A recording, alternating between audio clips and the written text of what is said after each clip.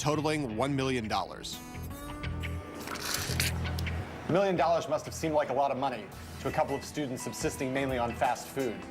But as Larry and Sergey would learn soon enough, $1 million was chicken feed in the boom era Silicon Valley.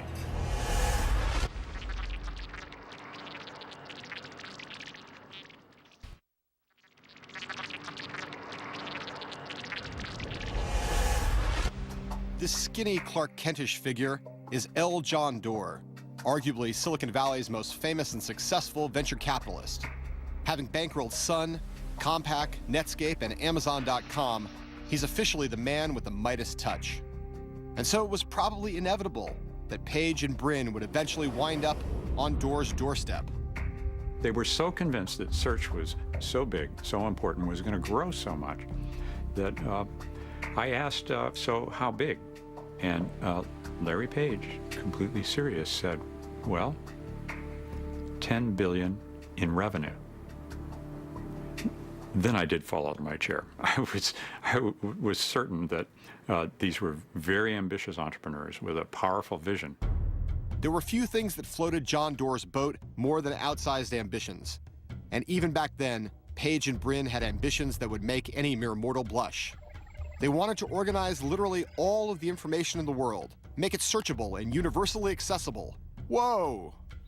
In the early part of 1999, I got a call from John Doerr saying he wanted me to come on down to his offices. There was something he wanted to show me.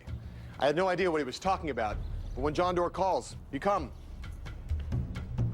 Doerr sat me down behind his desk and told me he'd made an investment in a new startup, a search engine no less. Then he turned to his computer, fired up his browser, and showed me a website that I'd never heard of before, Google.com. The difference was startling, as was Google's radical simplicity, and the results it spit out were remarkably on target.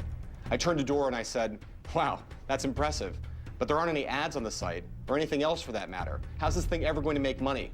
And Doerr replied, these guys are solving the single hardest problem on the internet, and if we can't figure out how to make money from that, we ought to get out of this business.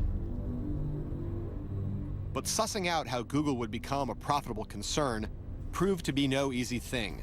And as the passing days turned into passing months without a business model, the VCs grew queasier and queasier.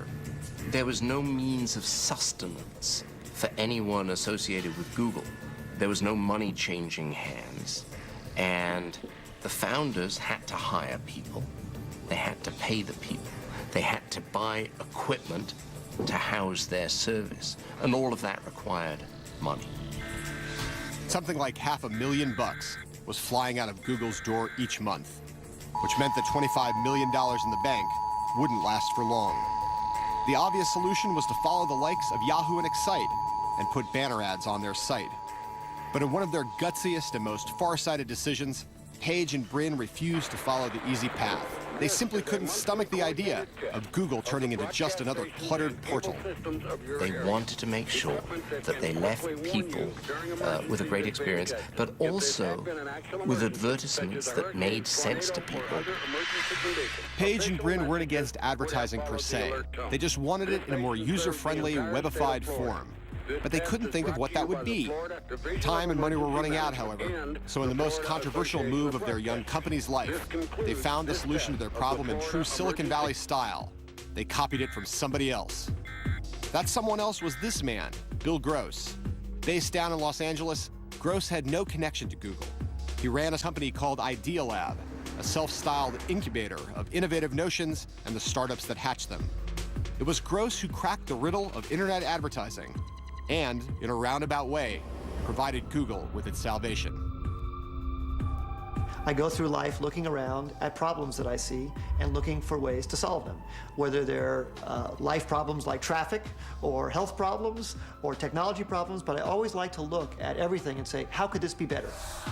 Over the career, Gross has turned his everything from robots to solar panels. But back in the late 1990s, his obsession was web advertising. When I saw this particular problem at this company, where companies were looking for ways to advertise more, and I was sort of saying to myself, how can we make this better? What's wrong with the way we're buying the advertising right now? What would we like it to be? In hindsight, Gross's insight, like Page's count the links, was brilliantly simple. It started with the realization that when someone types in a search query, they're not just telling the world what they're interested in.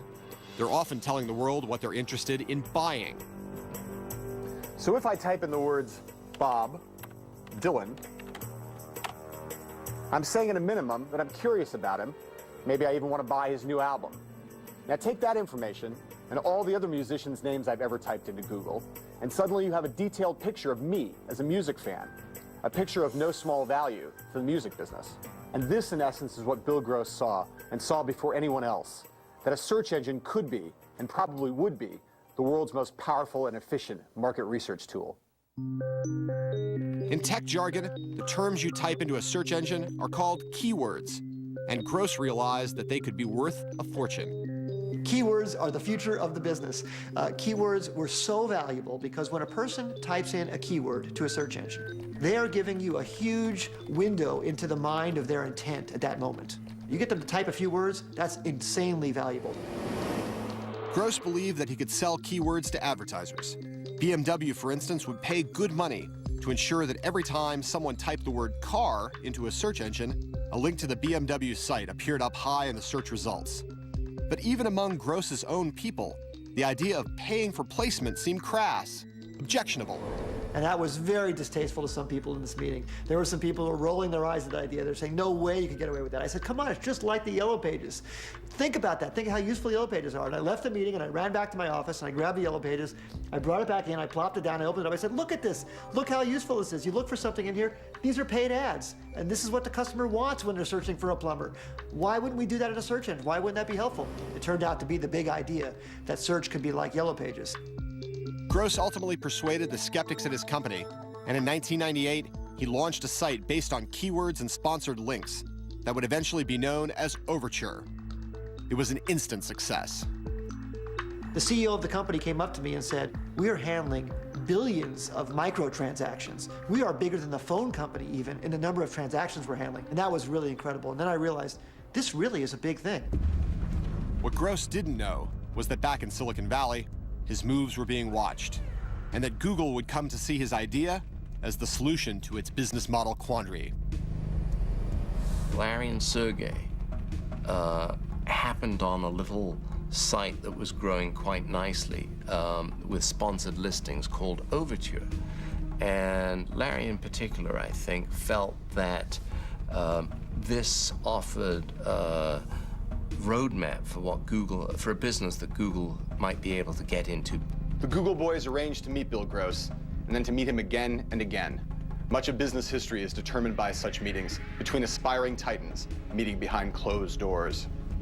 Well, I met Larry and Sergey, and we were talking to them about finding some way to blend the really great monetization that GoTo was having and the incredibly relevant search results that Google had. And we talked a number of times about different ways to incorporate those together. Sometimes meetings like this end with both sides emerging arm in arm, but other times not. And that was the case with Google and Overture. What exactly transpired remains a bit of a mystery, but the outlines are clear enough. First, Larry and Sergey walked away from the talks without cutting any kind of deal. And then, shortly thereafter, Google released a service called AdWords that was uncannily similar to Overture's. Sound suspicious? You bet it does.